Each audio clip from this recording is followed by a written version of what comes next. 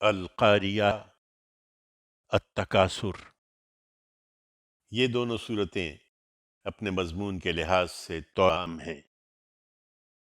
پہلی سورہ قیامت کی جس صورتحال سے مخاطبین کو خبردار کرتی ہے، دوسری میں اسی کے حوالے سے ان کی غفلت پر انہیں متنبہ کیا گیا ہے۔ دونوں میں روئے سخن قریش کے سرداروں کی طرف ہے، اور ان کے مضمون سے واضح ہے کہ پچھلی صورتوں کی طرح یہ بھی ام القریٰ مکہ میں ہجرت سے کچھ پہلے رسول اللہ صلی اللہ علیہ وسلم کی دعوت کے مرحلہ اتمام حجت میں نازل ہوئی ہیں۔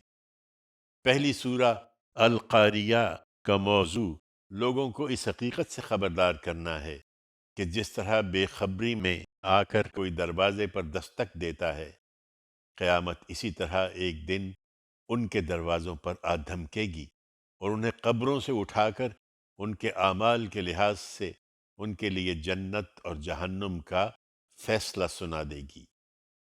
دوسری سورہ التکاثر کا موضوع اسی قیامت کے حوالے سے انہیں متنبہ کرنا ہے کہ دنیا کی دوڑ میں ایک دوسرے سے آگے نکلنے کی خواہش نے ان کو اس سب سے بڑی حقیقت سے غافل کر دیا ہے۔ وہ اگر جانتے کہ محاسبے کا یہ دن ان سے زیادہ دور نہیں ہے تو اس سے ہرگز اس طرح غافل نہ ہوتے۔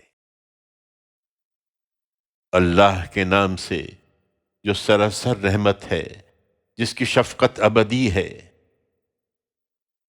بہت پانے اور اس میں دوسروں سے بڑھ جانے کی حرص نے تمہیں غفلت میں ڈالے رکھا، یہاں تک کہ قبروں میں جا پہنچے۔ نہیں، یہ کچھ نہیں لوگو، ہرگز نہیں، تم جلد جان لوگے۔ پھر سنو، یہ کچھ نہیں، ہرگز نہیں، تم جلد جان لوگے۔